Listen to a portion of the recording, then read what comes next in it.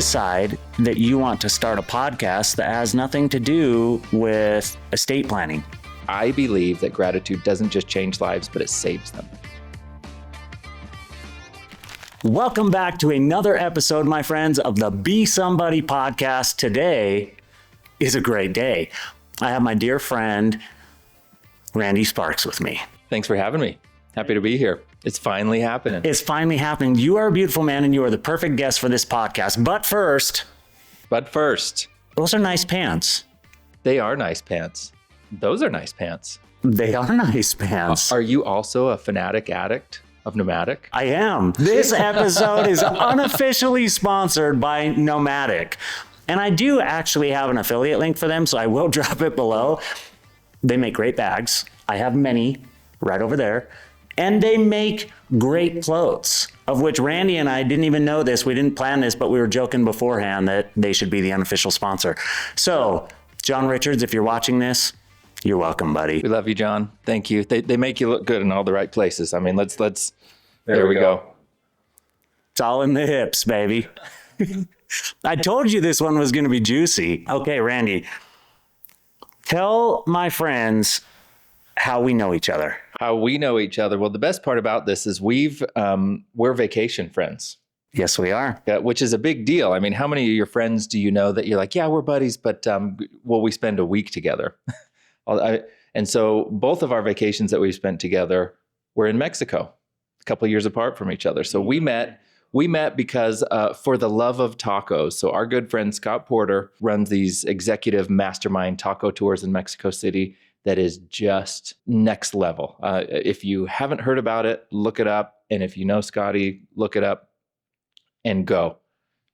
Thank us later, right? There is a video on the Macy Media YouTube channel that will tell people a lot of things they need to know. You'll get little snippets of it, but I, like Scott Porter, agree that I could have tacos for every meal, and it's the consistent search for the perfect taco. And the best part about that type of search is that you never actually find the perfect taco. It's just the continuous search. So I love that, and I love Scott, and I just knew this is an event that I want to be part of, and it's a small group, and so I was an evangelist for Scott's inaugural mastermind taco tour for his consulting group, Vitamin T, and went to that and invited as many people as I could, and a few of them went. But one of the people who I didn't know that showed up to that was Bobby Macy.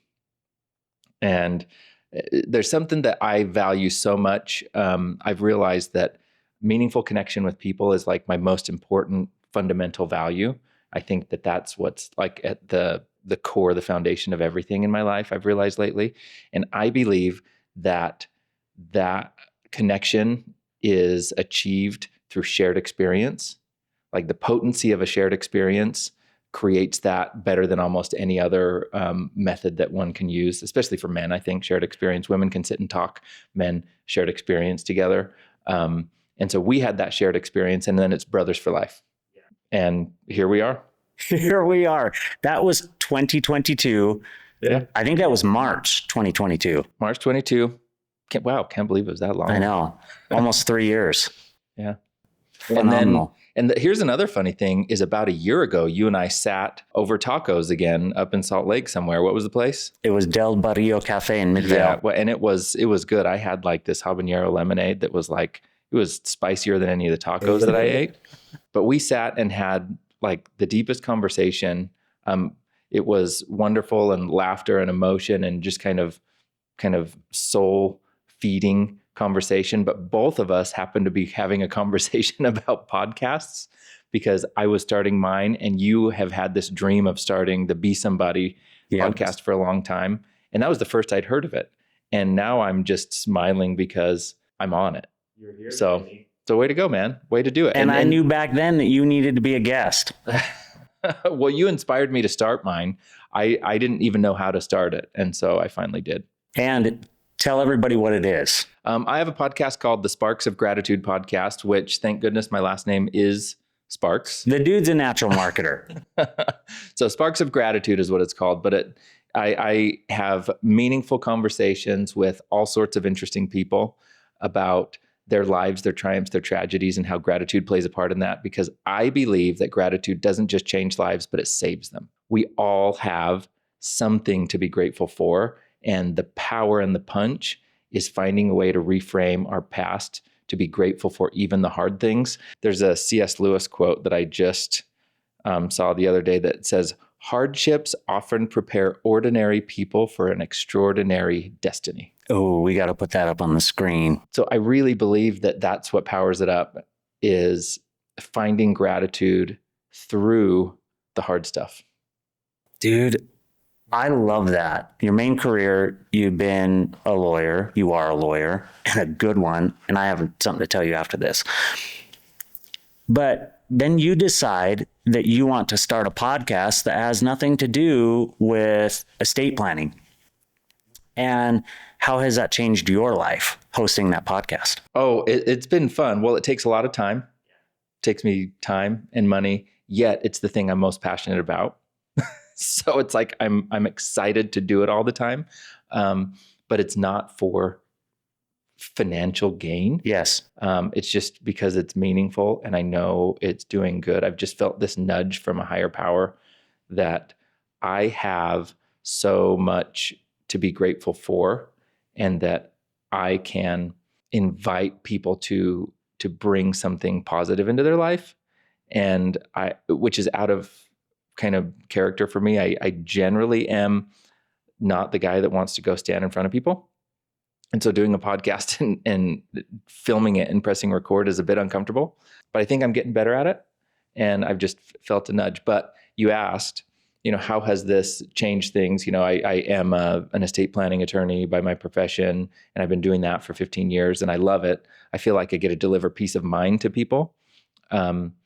People think they're hiring me for legal documents, but what they're actually hiring me for is to feel something. And so I think it's a natural fit. Yeah, it's funny. I have people come to me all the time and they're really like, I need to get these documents. I need to make sure my kids are taken care of, the financial things. And they just have this stress around it.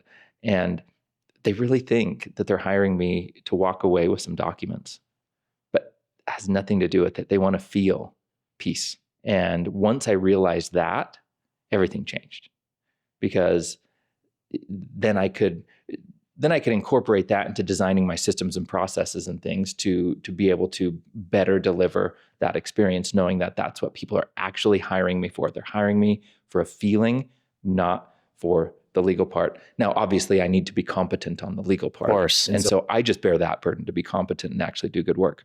But they trust that I am. And so I just need to live up to that. And I just had this gratitude practice for years, a dozen years or more of daily gratitude practice on and off for, the last 10, 15 years. And that was such a meaningful thing for me, which was, 5 minutes a day, 10 minutes a day. And it changed everything for me. My challenges didn't change. My difficulties didn't change. None of that changed in my surroundings, but I changed as I went through them. And so I feel like, well, that's something I care about. So maybe that's what I'll incorporate into my life externally, right? Instead of just doing that for myself, let me talk about that. And so I started printing gratitude journals, like a little 90-day starter gratitude journal, and I still do. And I've given away thousands of them. And I hope that some people have used them and it's helped change their life. Of course. But even though it's not related to my profession, I'm the guy that shows up wherever I am. And so I'm like, let me just be that person wherever I am. Yeah. And so when I do estate planning for people, when I give them their documents and hopefully deliver peace of mind to them at the end of the day, I'd also give them a couple gratitude journals and say, here's the gift of gratitude. And I hope that helps somebody. Then I knew I wanted to start this podcast. Yeah. Well, I didn't always know that. I just started to feel it, that I've met so many people over the years, having experiences like this taco tour, or just clients I've met over the years, or just people that like serendipitously or law of attraction or whatever it may be that I've been connected to over the years. And I'm like, they have amazing stories and they've gone through something hard. They've gone through something amazing. And that story's changed me. What if they would let me talk to them about it and then record that and share that with more people? And I know that gratitude plays a part in their life. So I started doing that, or I had the idea of doing it. And Now I'm a year into it. And on today, as this is recording, I published, my 40th episode this morning. I got a bunch more recorded and a bunch more coming. It's really cool. How has it changed my work life? I actually, when one of my colleagues, we bumped into each other in the kitchen at work, and she's like, "Oh, that's really cool. You're doing the podcast. So, how do you plan on using this to get work?" And I was like, "What are you talking about? What does that have to do with anything?" Yeah. It was actually kind of a foreign question because I hadn't even connected those dots as being like, I'm doing this to attract people for work. And I was like, oh, interesting. Like I wasn't doing it for that. I actually felt kind of good inside that I hadn't made that connection. It probably fills your cup in a different way. Yeah. Yeah. And I need that. Of course. Right. I love what I do for work. Like, I think it's meaningful. I think people need it. Laws change, lives change. And people need to do these things. We've got complicated laws out there, and some people need help to sort through it all. Taxes are weird, and somebody needs to help people do that. And I'm grateful that I can be able to help people do that. And while it just excites me sometimes, I get to connect with people. Within 5 minutes, I'm sitting and talking to people, hearing things that they haven't told their best friends, problems with their kids or their finances, and all these details, like really fast. Like, I get deep personal information with clients pretty fast, and can help solve their perceived problems or real problems. So delivering that peace of mind is amazing and fulfilling. And everybody probably identifies with this. And sometimes it's a grind. I go on the waves of, man, like, I cannot wait to get to work tomorrow. This is just so fulfilling. And other times I'm like, I just got to keep walking. Just got to keep one more step, and just keep moving.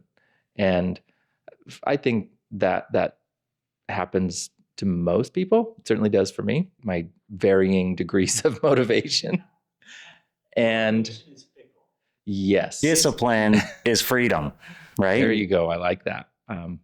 So the podcast gave me something fulfilling to do as well, where I want to fill my own heart and mind and soul with something good. And I just started pressing record. Dude, I love that. I remember that day at Del Barrio. And the funny thing for me was I get a lot of questions being a media guy. I get a lot of people asking me, well, what camera setup do you use? And how do you handle the audio? And what do you think about this? And yada, yada, yada. So for me, I'm very accustomed to answering that.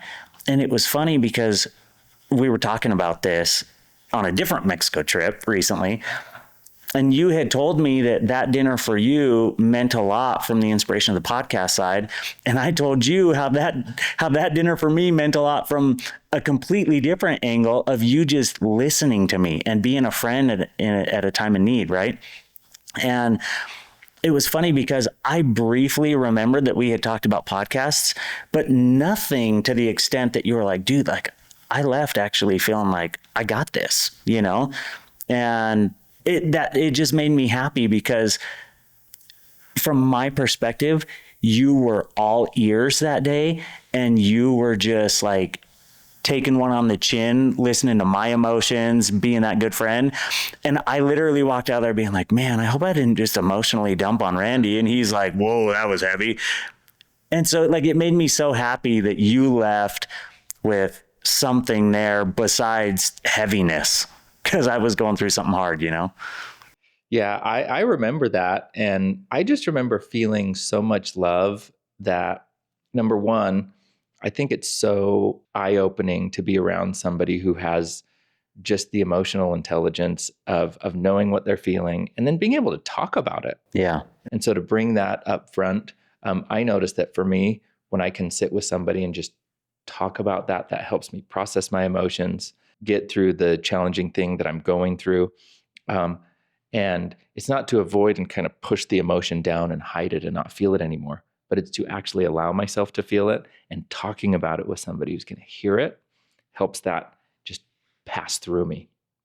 I get to feel it, I get to sit with it, and then I get to let it pass through me. And I like it when I have the opportunity to be with somebody that's going through that, because I've had people be there for me in that situation. And so, I mean, it was beautiful. Well, and I appreciate that, because you and I, we're going to give a couple shout outs here. You and I subscribe to a lot of the same philosophies in life from an intentional living standpoint.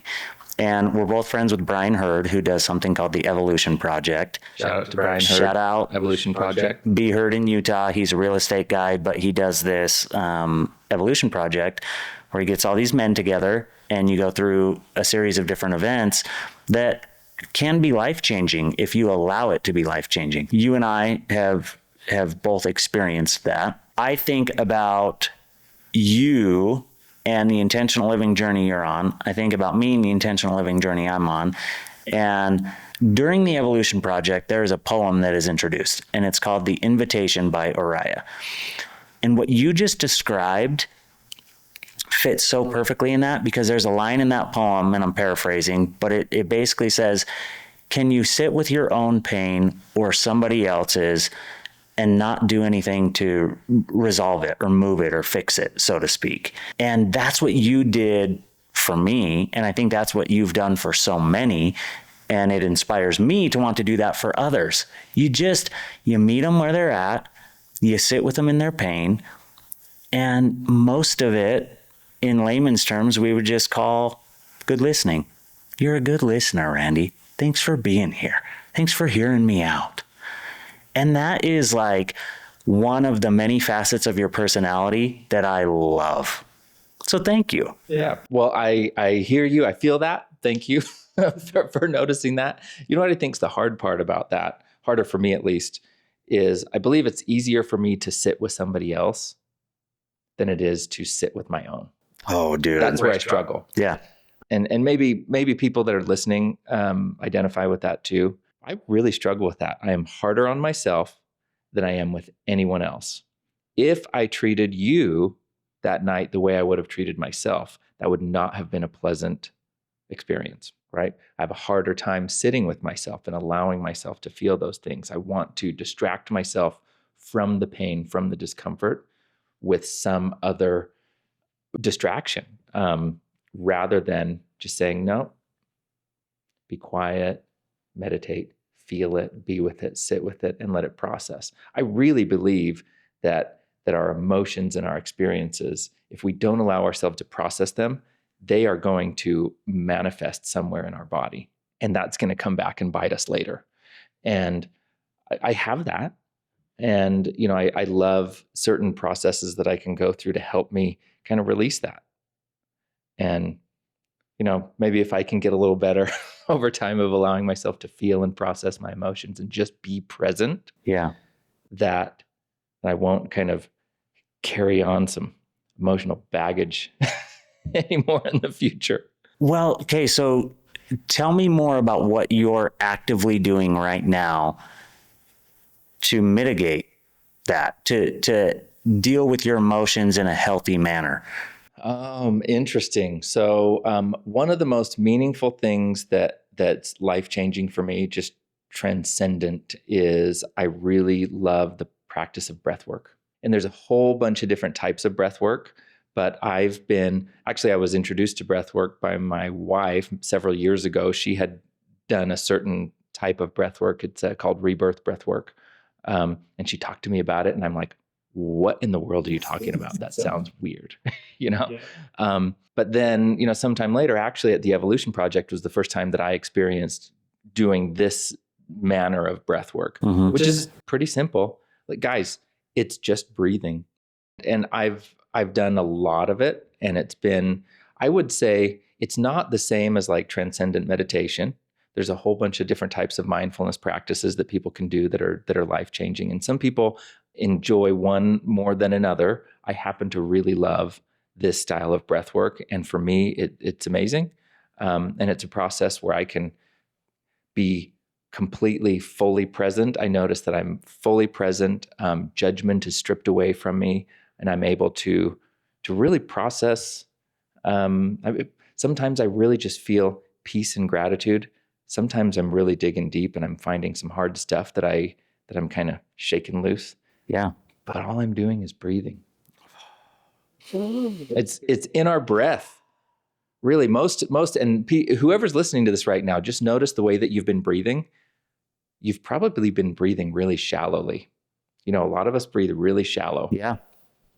But notice now that you're thinking about it, notice and take a deep belly breath, and you're like, oh wow, like I really fill up my lungs, and do a couple of those.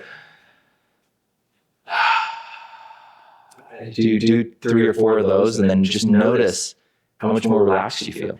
I've done breath work with you, and both with you guiding it, and I've been in experiences where we've done this together. And it's funny because I'm sitting here being like, yes, like the biggest hype man about this. But even when you just did that and you were like, like watching you do that, I don't know if it's ASMR or what it is, but it just sounded good to me. And it made me happy being like, dude, breath, like it's such a big part of the equation. And all we have to do is take action. We literally can do it in an office, in a car, in the quiet times, if we need to just calm ourselves down real quick. Like, I loved that episode with Chris Hemsworth of Limitless, where I know it's a couple years old, but for people who haven't seen it, like that's a great introduction to breath on a surface level and box breathing and what that can do for you.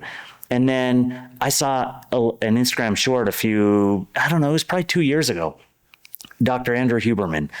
And he was like, physiologically, one of the best things you can do to calm yourself down is to do 2 inhales and then an exhale. So he's like, basically what happens is you inhale to the point where you think you're done, and then you give it a little more. And there's millions of little sacs in your lungs that have carbon dioxide in them. And as you take that second breath in to fill them even more, you're exhaling more carbon dioxide than usual. And physiologically, your body actually starts to calm itself. So it's like this.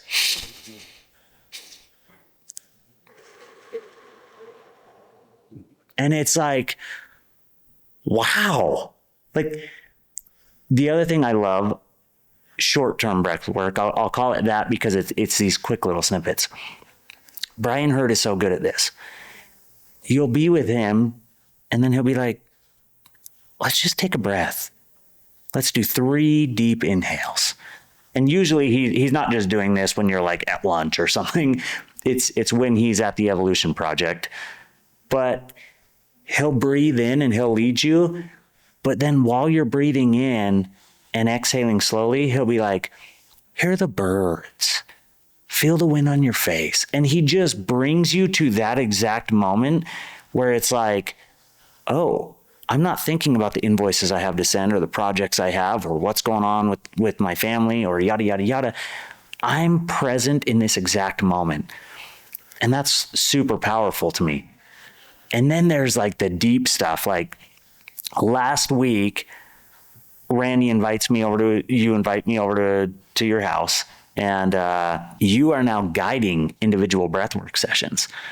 So because I'm a talker and because we're buddies, I'm probably at your house for like an hour and a half. And the actual session was what, 30, 40 minutes? Yeah, it was pushing an hour. Yeah. But it was awesome for me. And you're leading me through this session of rhythmic breathing, and it's uncomfortable. My body doesn't want to lean into that. And can you share your snippet of what that was like guiding me through that? Oh, I thought it was beautiful. Number one, just because you want to come to my house and you want to lay there and say, okay, I surrender to this experience and I'm just going to lay here and I'm going to breathe. And I get the music going. And really, sometimes these things can feel uncomfortable. Yeah. But on one hand, you say, why is this uncomfortable? And on the other hand, you're like, why is this uncomfortable? I love the difference between those two. Because just laying there and feeling, in a way, kind of vulnerable to just kind of let yourself go. And really, you're just laying there in like a savasana, like at the end of a yoga session, you're laying there on a pillow with an eye mask. There's great music going, and you're just doing this breath. And all I do is I'm just in the room making sure that you have a safe room to be in. And then to make sure that you're on your breath, and just to kind of remind you if your breath has stopped. Yeah. And so I usually guide you through that for, you breathe for about 30, 40 minutes, like on this circular connected breath is what we call it, where you breathe in to about an 80% and then you let it naturally fall out. But you don't pause at the top or the bottom. Will you give them an example? Yeah, and so I'd be laying down on my back, but it's kind of use my belly as an example, where I'm not like trying to inflate my chest a lot, but you just kind of let your belly expand, because your lungs kind of fill in, and then your belly kind of expands. Watch a baby laying down in a crib and watch what they look like when they breathe. That's what we're doing. But you breathe that in to about 80% and then let it naturally fall out. And don't pause at the bottom and pull in another breath, and keep that cycle up for like 30, 40 minutes. So it's like,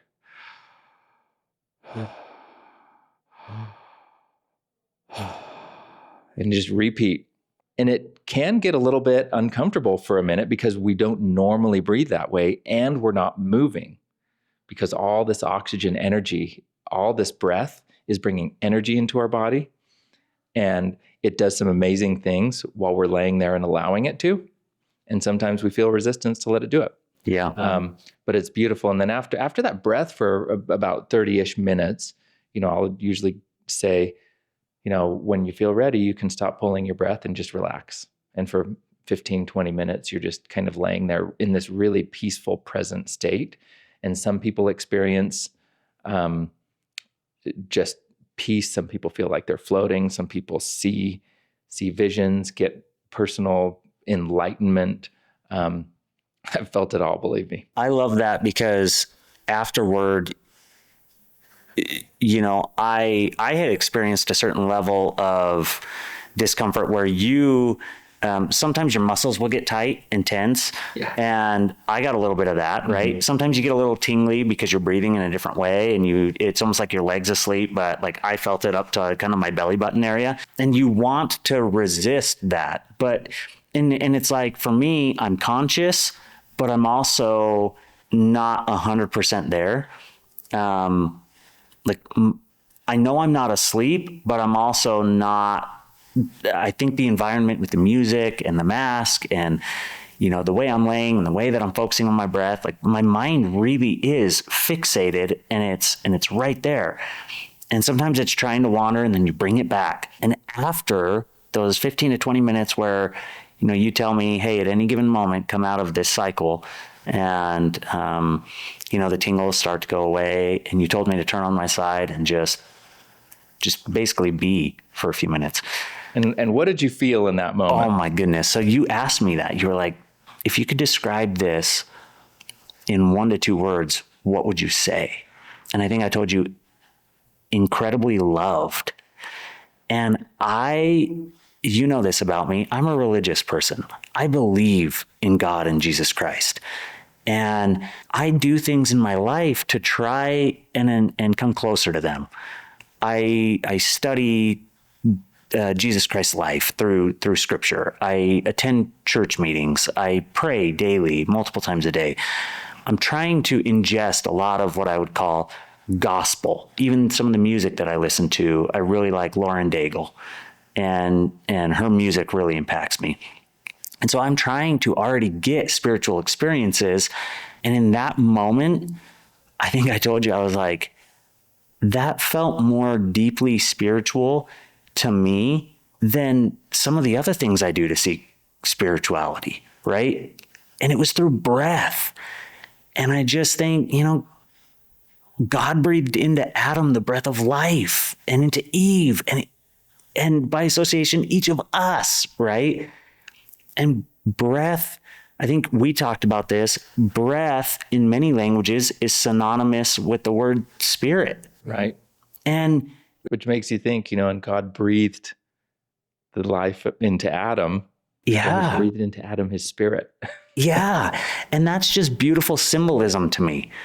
And so for me in that moment, I just felt incredibly loved. And it was so appropriate, because our relationship has been built on love, humor, vacations, smiles, talking about hard things, overcoming adversity, sharing stories, and to have tacos. And tacos. Let's not forget that, the great equalizer. But in that moment, like being with you there and then feeling God's love in that immense way was so powerful to me. And I honestly didn't want it to stop. And then I'm just driving home with like an ear to ear smile, right? And that's an experience. I'm going to look right into the camera and say this. If you have never done a guided breathwork session, that is an experience to seek out. They're not incredibly expensive. There are many different people that can do this. Randy does them from an individual standpoint. There are other people who do them in group settings. And these are certified people, so they're trained to help you go through this. And it is something that will really help you. I'm going to use this analogy. Some of us are the people who have a bajillion tabs open in the browser of our brain. That helps me close them. And then I have one tab open, and it's the tab of breath. And I'm able to focus, and I'm able to just kind of reset, recharge, and it's beautiful. Yeah, I love that. I've facilitated breath work for other people who are extremely like ADD, just off the charts ADD. And, that may or may not be you, Bobby Macy. It may or may not be me. But I've done it with others. And, one particular other one that I had come and breathe at my house, he really, he can't like go to movies. He can't even watch movies or the types of activities that he does. Because he can't sit and entertain. I love to sit and relax at a movie. I am so not ADD. The very opposite of ADD. That's what I am. Yeah. But I'm married to one that's like you. That's the 10 million tabs open in her brain. But I remember when he was finished, he says, I've never in my life been so present and focused ever, where there was just one thing that existed, because his mind is always taking him all over the place. And so I was like, wow. And I've known him for so many years. To hear him say that, I'm like, that actually means something to him. And I was so happy to see him experience that, because to him it was very positive. Oh, it's beautiful. So I feel like we could just go on for days and days. One other thing that I want to hit on is the work that you put into your marriage. I see you. You and I were just in Mexico again. We'll call this Mexico 2.0 because it was a second occasion that we were in Mexico together. And this was a month ago. Mm-hmm.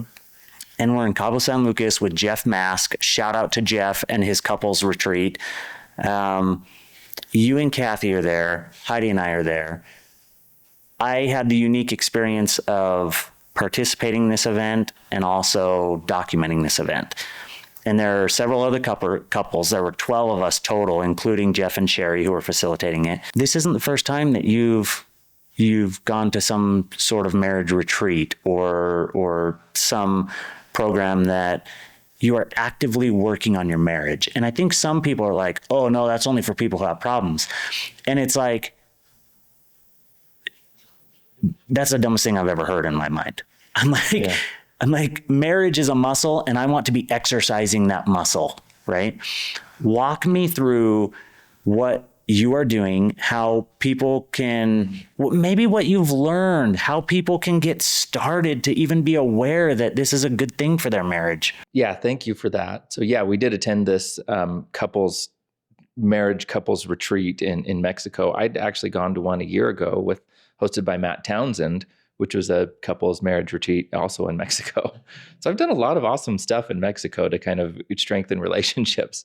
But my wife sent me this Instagram reel a while ago that had this octogenarian couple dancing out in like the courtyard street somewhere. And someone was filming this maybe from outside a window or something. And so they're kind of looking down at this old couple dancing. And I don't know how many generations of this video later it was, because someone was captioning it. And I loved the caption. It said, imagine all the forgiveness that led to this moment. And that just like cracked my heart wide open. And I'm like, no truer statement, right? And I think my wife and I are pushing 21 years. And I look back at where we were when we began and where we are now, and the amount of forgiveness that fills those 21 years. Most of it, and not to pander to my wife, most of it from her, because I put her through some stuff that's broken her heart and disappointed her. And we've also had amazing joy. But really, the key is forgiveness. And that's been a really hard, beautiful, wonderful, life-changing, heart-opening commitment that we've made to each other. And what's made it possible is both of us, even when we don't like each other, we've made the decision to lean in to the conversation, and because we know we're both aiming at the same horizon. And so when we can put the problem outside of ourselves and stand next to each other to address it, and sometimes it hurts really bad. Oh, yes, it does. Sometimes it hurts really bad. I mean, Bobby, this is like, for most of my life, I've suffered with a pornography addiction, right? Imagine that's not very healthy for a healthy relationship. No, and sweet wives are like going through a wide range of emotions when this happens in a marriage. Yeah. And that, among other things, what it's done, and I just look at the miracle that it is that that she's seen the grace in me to see that I'm still leaning into this. She's like, well, as long as you're still leaning in, I'm committed. And when I've not deserved, or I've felt like I haven't deserved it. But you know how we've come out on the other side is, oh man, every time we come out on the other side of one of these conversations, when we lean into it, it hurts.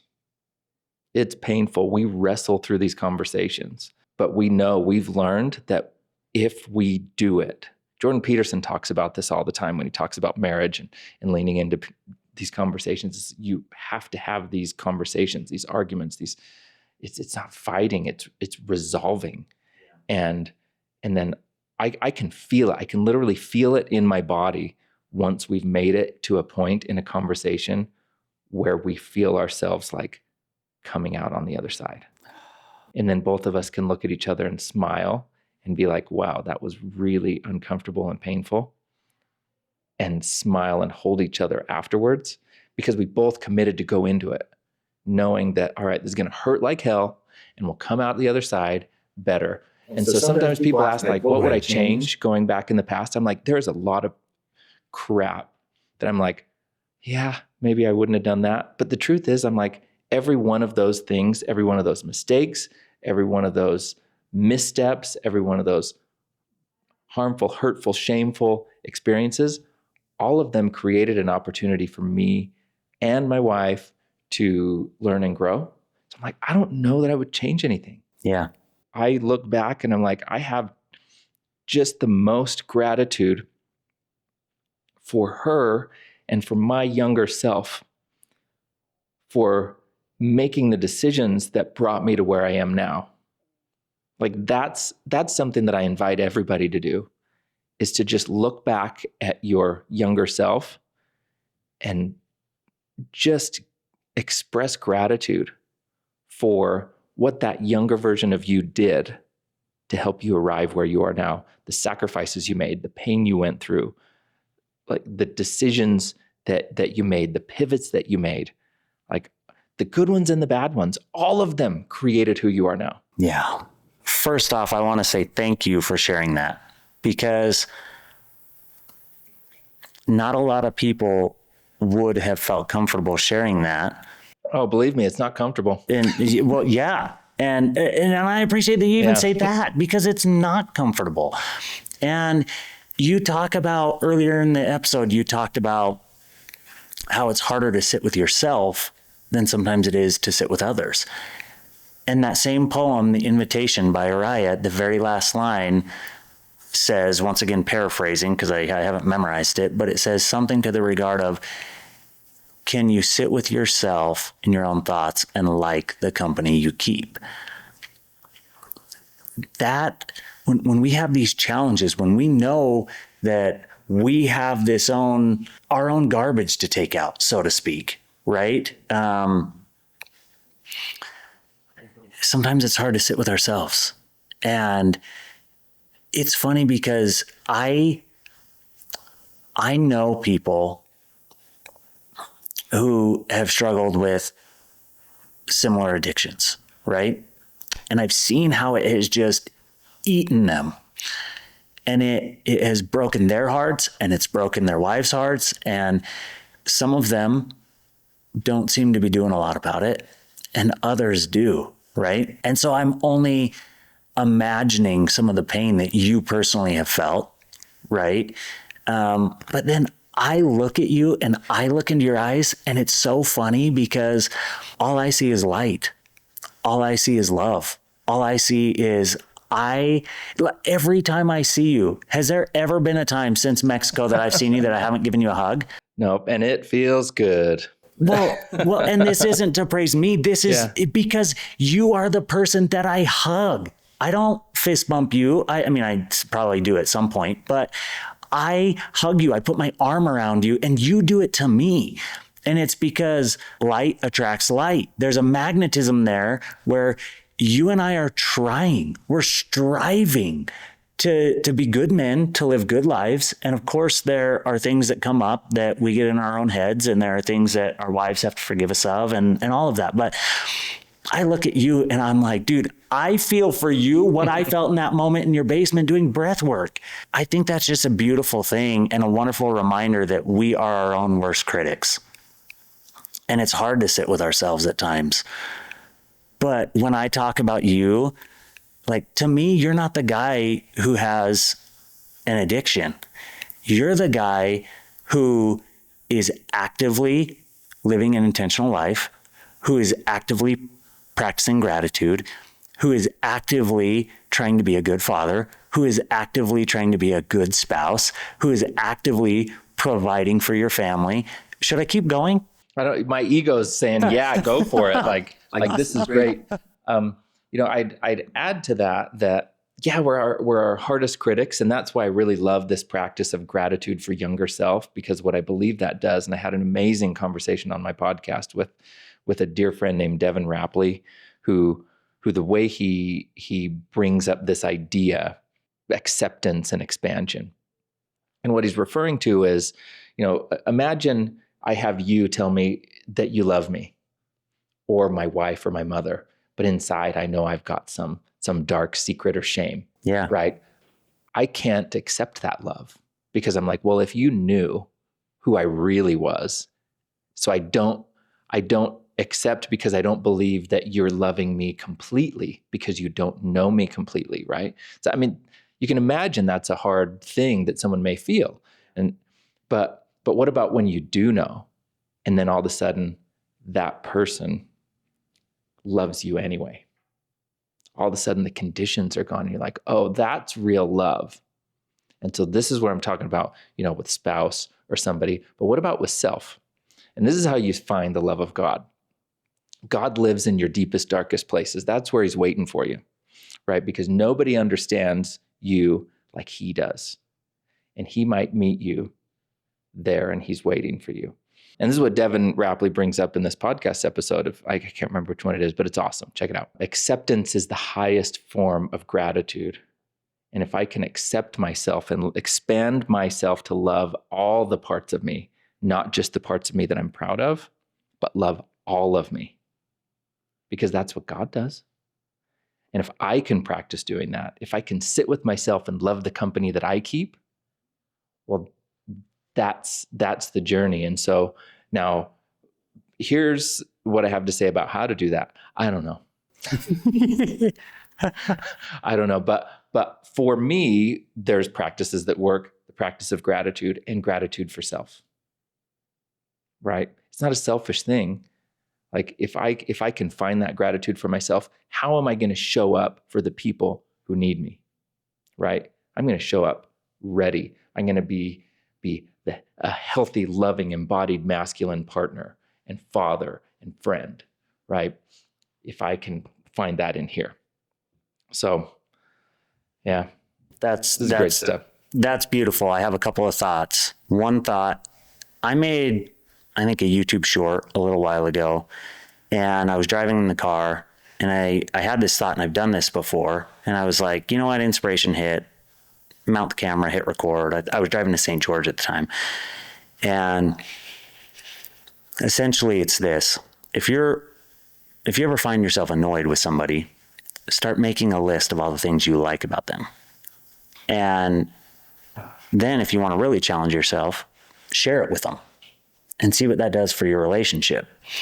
And you can do that without being annoyed with somebody, but I use annoy in the term of, look, you have a relationship with them, and it's not like it's all rainbows and butterflies, whether it's spousal, whether it's father-child, whether it's with your own parents, whether it's with a coworker, whatever. Write down everything that you like about them, that they're doing well in life, that you appreciate about them. First, digest that. And then, when you're ready, share it with them. What if we flip that on ourselves? Ooh, that's good. What if we say, I am going to, this week before Christmas, I am going to write down a list of things that I like about myself, that I'm doing right, that I feel good about. Digest that. Eat that, I think of, I don't know if you would have ever seen this movie, and it just popped in my mind, but it's called Heavyweights, 1995, Ben Stiller, and he's like, I eat success for breakfast. I eat success for breakfast. With skim milk. And then, and his character isn't really what we're talking about here, but it's that phrase. It's, you want to eat success for breakfast?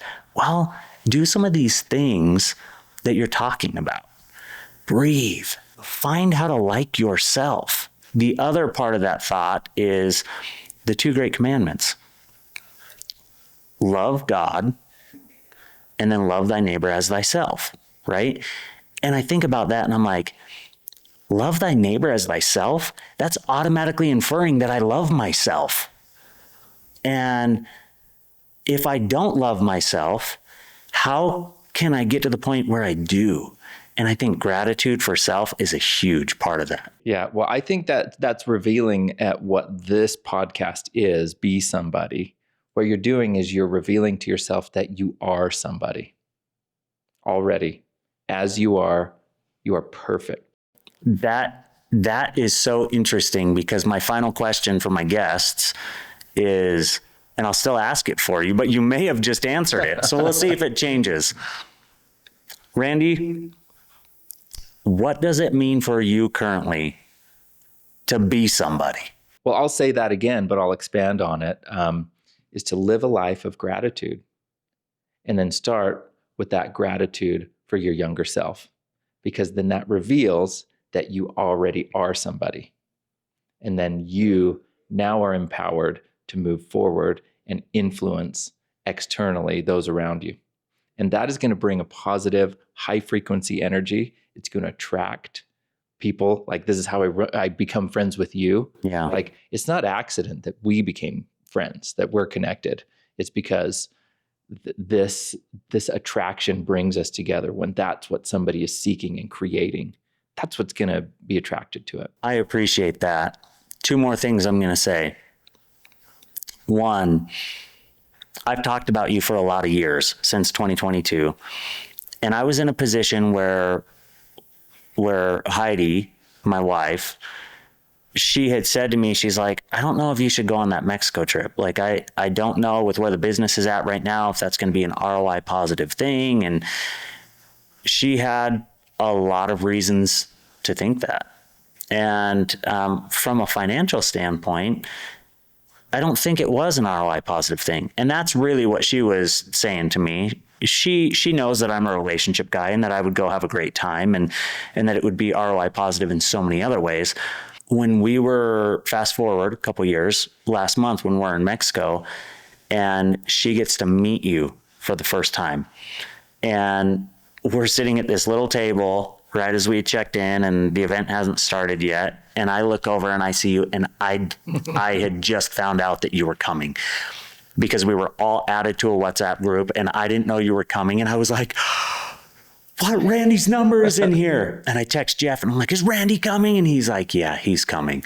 And you had intentionally withheld it from me and you were going to surprise me by showing up. And I'm just like geeking out that you and Kathy are there because I hadn't met Kathy.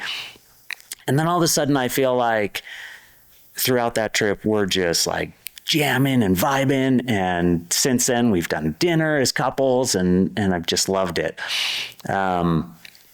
And now I talked myself out of the point I was going to make. And maybe it'll come back, maybe it won't. But case in point, you are a person who is doing so much good in this world of actively choosing to be somebody. You're being somebody in your marriage. You're being somebody in your career. You're being somebody as a friend, as a father. And that is beautiful. So that's one observation. Another observation. Last night, we are at dinner with some of Heidi's college friends, and I've become friends with their husbands, and we had a little family Christmas shindig. And we're at dinner, and he happens to be an estate planning attorney. And I asked him, I said, hey, have you ever heard of a man named Randy Sparks? And he says, yes, but he wouldn't know me. And I was like, well, tell me more. And he's like, that Randy Sparks is a good dude. And he's like, and he is a good attorney. He is like, as attorneys, we see what other people do and this and that, and we see how they write documents. And he's like, there have been multiple times where I've read through documents and I'm like, oh man, there's a lot of stuff in here that just is not written well and it's not servicing the client in the best way. And he's like, there have been a few occasions where I have come across Randy's work specifically, and he's like, that dude takes care of people. And he's like, you can see it in the way that he writes the contracts and the things he's thinking about. And that's somebody that you don't know who has seen your work, and game recognizes game, right? And I just thought, I got to tell Randy that to his face. And I thought, oh, maybe I tell him on the podcast. Maybe I tell him just in private, right? But that's who you are. You're taking care of people. You're being somebody. And I appreciate who you are for me, my friend. So thank you for joining. Yep. Thank you, Bobby. And remember, you are somebody. I love you to death. Thanks, pal.